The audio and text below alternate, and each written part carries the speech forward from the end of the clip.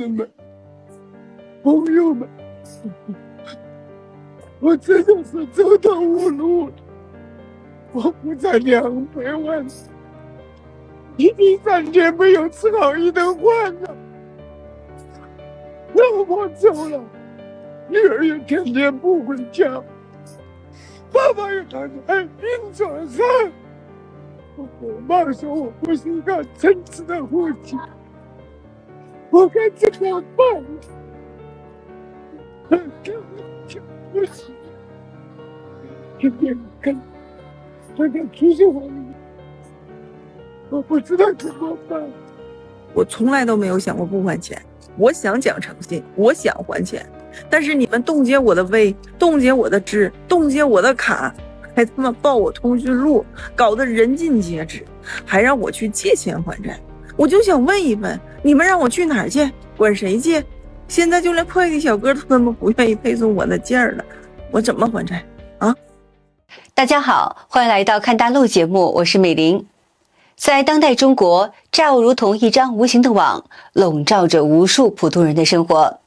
从中年人的家庭破碎到年轻人的连带担保，从创业者的百万崩盘到失业女性的法律困境，一个个的网友们讲述的故事，揭示了他们在巨额债务下的挣扎与绝望。下面就让我们来一起看几段视频。我这2年真的是1分钱都没有赚到，还欠了80多万的债务和信用卡，我他妈真尽力了呀！可是现在的大环境，说实话做什么都不容易，已经躺平4个月，我觉得不能再这个样子了，我得把家照顾好，把孩子照顾好，让他们有干净的衣服穿。可我始终相信，人只要不死，终究会有出头之日。而另一位年过50的女士也背负着巨额的债务，在苦苦的挣扎。扛不住了，我真的是扛不住了。74年的我，52岁了，还背负着500万的债务，工厂倒闭，因为我老公赌博败光了我所有的家产，留下了几百万的债务丢给了我一个人。说出来不怕你们笑话，当你落难的时候，跟你曾经许下海誓山盟的那个男人也会第一时间丢下了我。现在除了一屁股的债，我真的是一无所有。我每天除了接不完的催收电话、亲朋好友的责怪，还有各种各样的传票。而不仅如此，一位85年出生的网友在投资失败后负债560万，甚至失去了妻子。负债560万，85年，今年40岁。负债以后，和我朝夕相处了快20年的老婆，果断地选择了和我离婚。当时我求着他，我希望他给我一点时间，我会尽一切的办法，努力的去把这个窟窿给补上，我会让他过上以前的好日子。可是我的岳父却非让他和我离婚，认为我这个年龄很难再翻身。小舅子也把我从他家赶了出去。1个月的冷静期明天就到了，我们也将彻底的分开。走到这一步，我不怨他，都是因为我的盲目信任，导致我投资失败，弄得现在负债。年轻一代的生活也是并不轻松。我99年现在负债40个，几乎每天都活在痛苦中。我负债的原因是给我父亲做共同借款人和担保人，一笔10万，一笔30万，2个直接把我拖垮。现在他已经逾期了将近1年多吧，因为他在之前一段时间的时候，自己去那个扯电线，从一个2层楼的高度摔下来了，脚粉碎性骨折，这就导致他的整个这个以贷养贷的这个体系崩塌了，然后他也没有工作能力了嘛。我的工作是每个月也就固定挣了几千块钱，同时我还要负担我弟的这个生活支出，所以我几乎就没有存下来任何的钱。而且在之前有段时间我还在帮他还贷款，我帮他借了一笔7万多的贷款，每个月还2500，每个月我发完工资之后就先还款，还完款之后剩几千，剩了一点钱，就完全其实都是在紧巴巴过日子，不敢吃好吃的，不敢买什么东西。然后现在就是什么都崩盘了，就是10万的贷款，法院已经要起诉了，就在下周开庭。另外呢，由于网友无法满足公司指定的外派工作，因此被解雇，经济来源中断，债务问题随之爆发。同时，男友与她分手，如今她正面临着被起诉，甚至是被强制执行的风险，担心微信、支付宝与银行账户遭到冻结，甚至连基本的生活保障都是岌岌可危。更令人唏嘘的是，曾经拥有辉煌过往的人，也未能逃过这场风暴。40岁的我到现在是做到了一无所有，工程让我干黄了，5家餐饮店，结果也让我干倒闭了，车子房子全抵押，最后还负债了1500多万。有网友表示，他13岁开始创业，用家里的50万做养殖失败以后，为了生活，从基层汽修工做起，月薪仅仅是3000块钱。之后被朋友带坑，亏了10万，之后做酒水生意，1年内赚到人生的第一桶金100多万。然而因为沉迷于吃喝玩乐，几年内赔光了所有的积蓄。走出低谷以后，网友向亲友借来100多万，开了人生的第一家修理厂，人生也从此开始逆转。此时因为朋友邀他投资工程，陆续投了900多万。然而到了第2年，工程资金开始拖欠，甲方失联，直到2004年资金链断裂，被迫卖房卖车，最终是一无所有。但是呢，他也没有放弃，重新凑钱转战餐饮业。我在2004年东拼西凑，把母亲的房子做了抵押，把自己仅存的2部车全部卖掉，从银行做了300多万的贷款，又去找了一个餐饮项目，我一口气投了3家，但是我钱投出去，最后连本都没收回来，员工工资没开掉，房租也没付掉，最后所有的餐饮店在短短的6个月之内全部倒闭歇业，到现在我一个这样都没转出去。在这些故事的背后，是一个共通的现实：债务正在让越来越多的人掉进了深渊。2008年，我们的居民负债率是18%，那到了2023年，居民负债率已经高达64%了。现在2年已经过去了，没有最新的居民负债率数据，但是保守估计应该突破80%了。所以负债现在已经成了一个非常普遍的现象了，就各种生活支出和生存压力，让人想不负债都很难。我认识的一位朋友是典型的拼命三郎，那天晚上他加完班之后呢，就心血来潮非要去夜跑，结果突发心梗猝死。更残酷的是，他刚背上100万的房贷，妻子正在怀着孕，一场意外就让这个家庭瞬间崩塌，留下孤儿寡母面对巨额债务。这就是当下最残酷的现实，就是负债率最高的群体恰恰是最拼命的社会中间。那么与此同时呢，普通负债者的处境也是越发的艰难。这是一位女士在社交平台上的哭诉：我连一张普通的火车票都买不了了。我想问一下，尊敬的人民法院，你们针对负债人是要把他们逼上绝路吗？我现在真的是寸步难行了，已经。你们想让我们还钱，首先你得让我们保持生存。我连最基本的现在就是寸步难行，我做啥事现在都做不了，支付不了，收款收不了，就连出个门去考察一个项目都做不了。而且前2天那个债主的律师还一而再再而三的威胁。网友无奈指出，他一心想着赶紧赚点钱好还上欠款，结果却被限制高消费，连普通火车票都买不了了，收款支付通通都被冻结，生活完全陷入瘫痪。不仅如此，她与前夫早已离婚，离婚协议上写的是清清楚楚的，前夫那边有90万的债务，却硬生生的牵连到了她的身上。她曾经相信法律是公正的，可现在发现中国的法律既不讲情面，也不分青红皂白，逼到这个份上，她只能是摆烂了。网友感叹，现在真把负债的人一步步的逼上了绝路。如果所有的人都被逼到了极致，那么整个社会又怎么可能不出问题呢？另外，有位网友发出了灵魂的拷问：现在中国的钱到底去哪儿了？现在局面就是国家在负债，地方政府在负债，国企负债，民企也负债，开发商欠债，买房的人也背负着房贷，想创业的欠钱，打工的也被借款压着，甚至呢，连学生都开始负债了。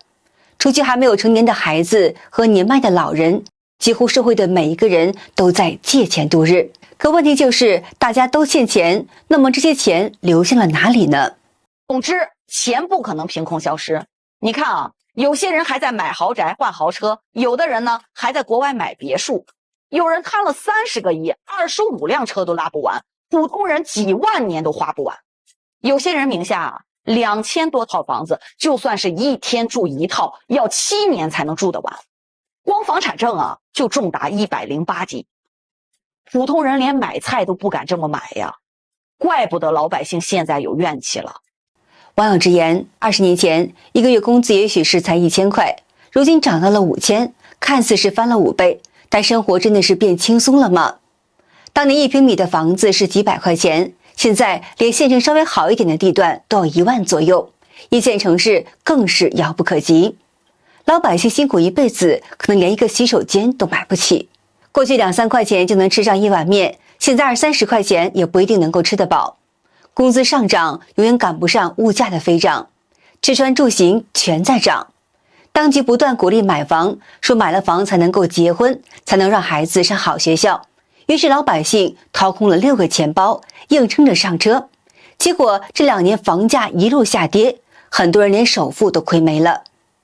那些曾被称为是为国接盘的人，如今成了最惨的一批人。他们透支的不只是金钱，而是整整一代人的信任与未来。工作越来越难找，赚钱越来越难，失业潮、破产潮一波接一波的，可生活的开销却是1分钱都不能少。房贷、车贷、孩子教育、父母看病，全是刚需，哪一样都耽误不起。老百姓现在真的很绝望啊，穷的叮当响。省钱省到一天馒头就就着矿泉水，干活累到倒头就睡，熬夜熬到猝死，还能怎么办呢？已经省到极致了，已经努力到极致了，但是还是赚不到钱。那些年轻人被花呗、借呗这些网贷压着，中年人被房贷、车贷压着，老年人就100多块钱的养老金，稍微生个病就得在家等死。从生到死，我们都活得紧紧巴巴，都在被债务压着。在这个财富不断被收割的游戏当中，老百姓永远是被割的那一茬韭菜，活得可真是太难太难了。而这一切背后的核心问题，其实正是经济学上所谓的资产负债表衰退。一位博主在视频中提醒大家，如果你们明白了资产负债表衰退这个理论，你就应该清楚的知道，接下来5到10年，这还是短的啊。其实我们国内的整体的宏观经济的基本面，我告诉大家是很难得到一个大的改变。为什么？